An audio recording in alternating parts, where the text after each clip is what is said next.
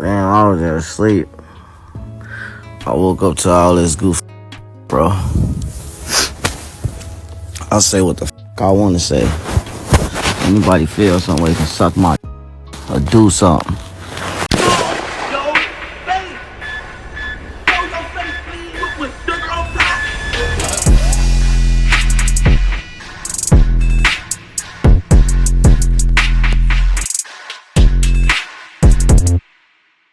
Hey, what's up, y'all? Y'all know my slogan. I don't know it all,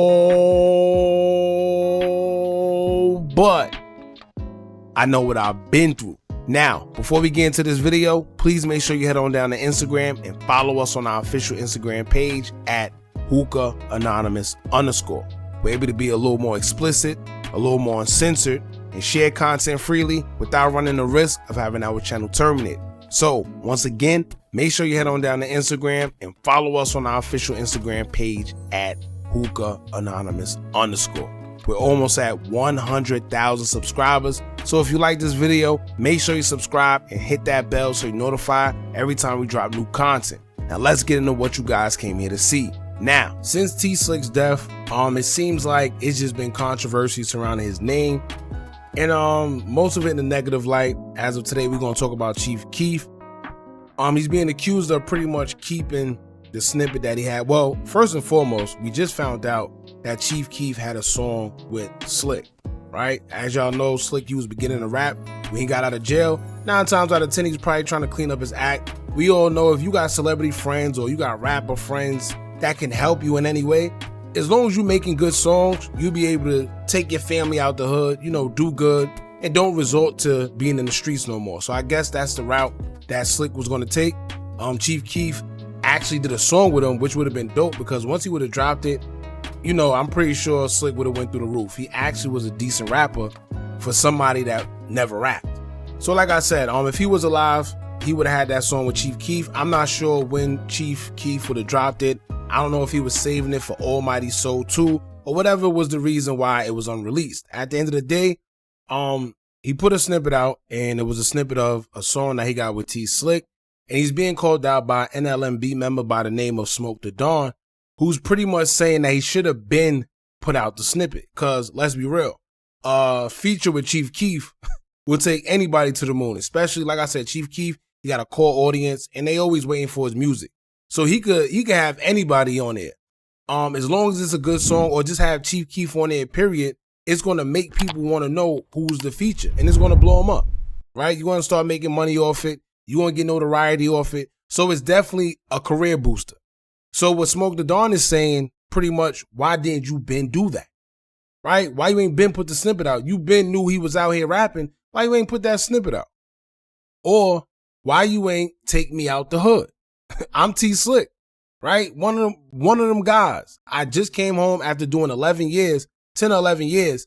Why am I still in Chicago, right? If you have the opportunity to take me out of Chicago and bring me to Cali with you, or even if you don't bring me to Cali, just get me out of Chicago, right?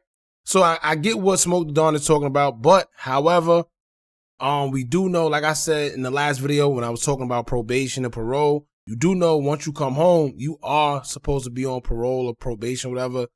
And you got to follow their guidelines. And it's pretty much up to their discretion if they want to let you leave Chicago.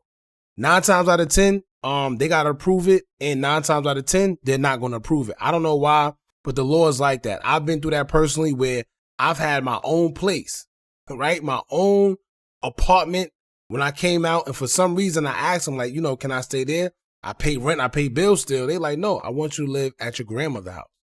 You parole there, which is crazy to me. And I know other guys that, they got their own everything, but for some reason, parole wants you to do what they say, and if you don't, they send you right back to jail. However, Smoke the Dawn is saying that he wasn't on probation. Now, let me tell you this. If T-Slick wasn't on parole or probation and he wasn't forced to be there, and Chief Keef didn't get him out, or he had no ways of getting him out, then that's kind of different, right? I ain't gonna lie. It is kind of shady. It is kind of weird. But at the end of the day, we also got to look that these are grown men. Let's say if he wasn't on parole or he wasn't on probation, he got to get himself out of Chicago too. We already know how crazy Chicago is. So if he isn't on there and Chief Keef isn't taking him out of there, he got to get himself out of there. But one thing I could say, I don't think he's that foolish to have stayed in Chicago if he didn't have to. Right? Some guys do it, but I don't think Slick would have did that. Right? But we're going to get into all that. What I want to do is I want to play a video. Smoke the Dawn talking about what he had to say, and he's pretty much saying he don't care what anybody got to say. He said what he said. That's not his friends. And you know what's crazy? That's one thing about Chicago. It take a small situation to happen before someone show you that you ain't as cool as you thought we was, or you ain't as cool with us as you thought. You know, I don't know, man, but it was just crazy to see it. But like he said, I guess these ain't friends. They not friends. And he said what he said, and he's standing on it. Right? So I'm gonna get into the video, but before I do, make sure you hit that thumbs up button so we can get this video into the algorithm. And if you're not subscribed to the channel, the platform, make sure you do so now. All right, now let's get into it. Check this out. Man, I was there asleep. I woke up to all this goofy, bro. I'll say what the f I want to say. Anybody feel some way can suck my or do something. Y'all in the comments talking about probation. Folks was on probation, man. Never heard a snippet or post, none of that shit. Y'all mad, them y'all friends. Bro, Tom wanna end that tweet. I ain't in there doing shit. Bro. I ain't tell the blog to post my. Now, Smoke the Dawn also had a little more to say as he took to his Instagram story. And instead of me reading it, it was a couple things. So I'm gonna just put it right here on the screen for y'all to check it out. So here you go.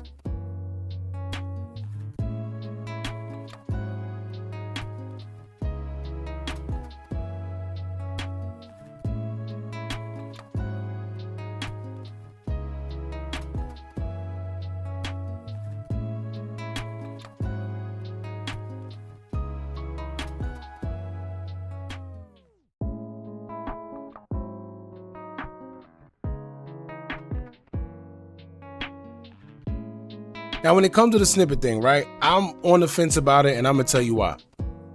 Two reasons. One, he's saying that Chief Keef should have been put it out, and I guess he pretty much saying that if he would have been put it out, it would have boosted T-Slick's career, and he wouldn't have been in Chicago, you know, all that good stuff. But here's the thing: what if Chief Keef wanted it to be a surprise, right? What if he wanted to put on the Almighty Soul 2 album?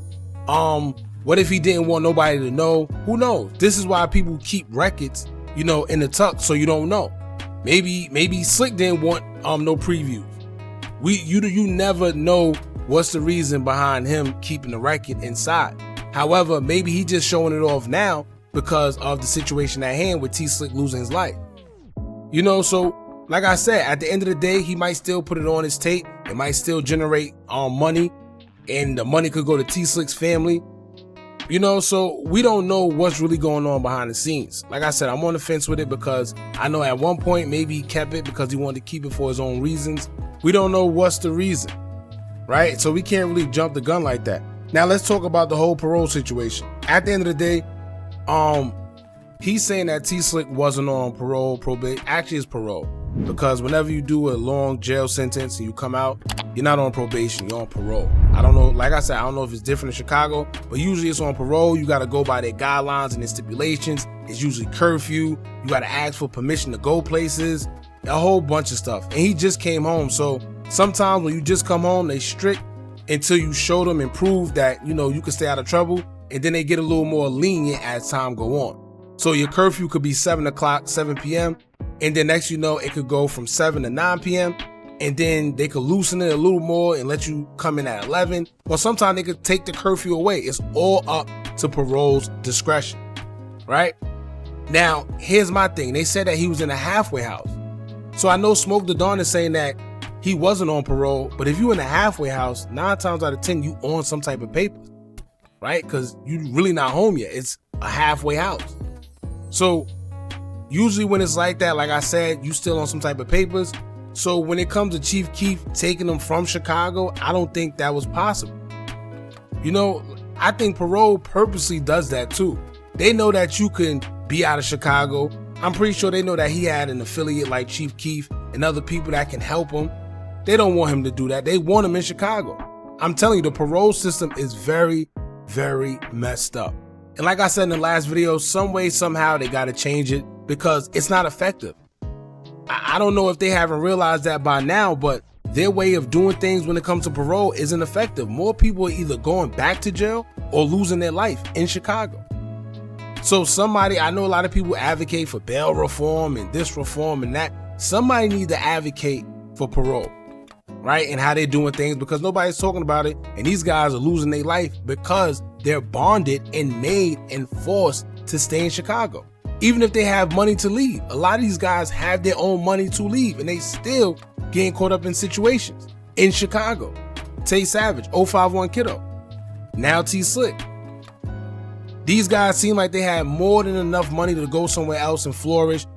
Even if you just got an apartment, something to get out of Chicago. But for some reason, Parole would not let them. And then ultimately, we see them losing their life or going back to jail. So y'all let me know what y'all think about this, man. How do y'all feel about what Smoke the Dawn had to say about Chief Keef? Do y'all think he's right about because pretty much what he's trying to say is these guys could do something, but they chose not to until something fatally happens and you can't. So he's trying to say if they would have at least released the snippet earlier, it maybe boosted his career, or I don't know.